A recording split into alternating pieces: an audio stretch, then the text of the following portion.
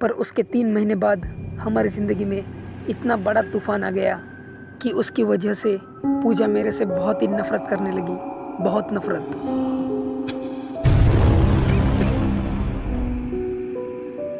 क्या इतना बड़ा धोखा किया तुमने मुझसे? मेरी बेटी की मौत हुई और ये बात तुमने मुझे बताना जरूरी नहीं समझा?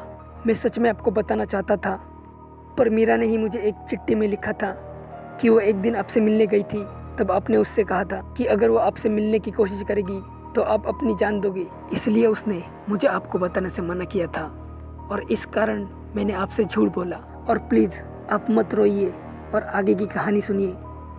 अच्छा, क्या हुआ था तब? एक दिन वो करण मेरे घर में आया था और वो काम की तलाश में बहुत दिनों से मुझसे मिलना चाहता था। उसे मेरे साथ बिजनेस में काम करना था। तब मैंने दोस्त समझ के उसे मेरा बिजनेस पार्टनर बना लिया।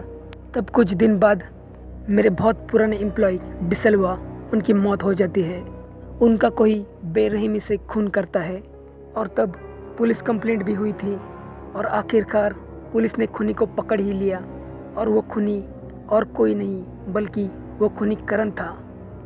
ये सुनकर मुझे भी शौक लगा, क्योंकि हमारे जितने भी वर्कर्स थे उन्होंने करण का ही नाम लिया।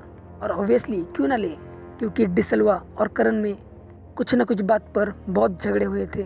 और जहाँ पे खून हुआ था वहाँ पे पुलिस को करण के जूते और घड़ी भी मिली थी। और इससे डेफिनेटली साबित होता है कि करण ही खूनी है। और करण को डिसल्वा का खून करने के जुर्म में कोर्ट ने फांसी की सज़ा सुनाई। करण बहुत ही चीखता रहा, चिल्लाता रहा कि उसने खून नहीं किया, पर सारे सबूत करण के अगेंस्ट थे, इसलिए मैं कुछ नहीं कर पाया।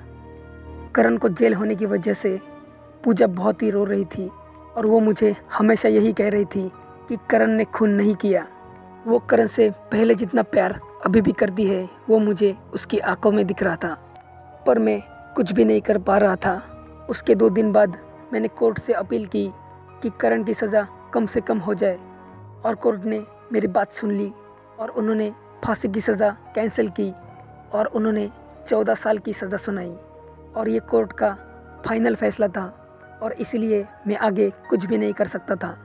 और फिर कुछ दिन बाद पूजा को किसी ने बताया कि डिसल्वा को मैंने मारा और करण को फंसाया है। तब से पूजा बहुत मुझसे नफरत करने लगी और उसकी उस नफरत से मुझे पता चल रहा था कि वो करण से मुझसे भी ज़्यादा प्यार करती है।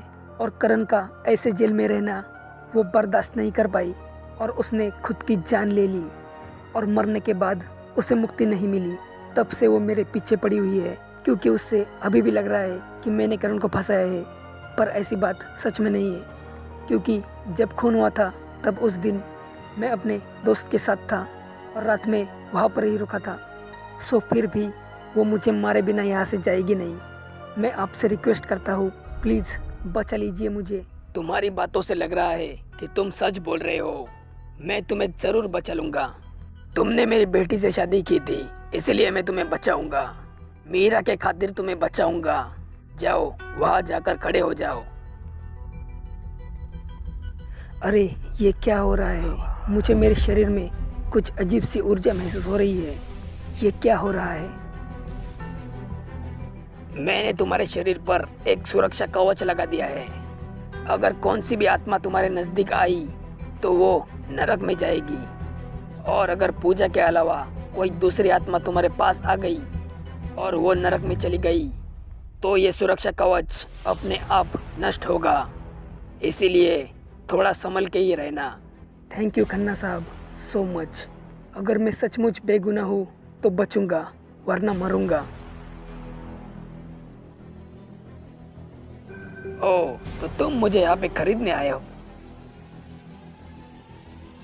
तुमने अपने फायदे के लिए, अपने बिजनेस के लिए बहुत से लोगों की जानें ली।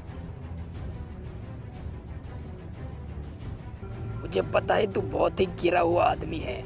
तुमने पूजा के लिए मीरा को तो डिवोर्स दे दिया और फिर तुमने पूजा को भी मार दिया।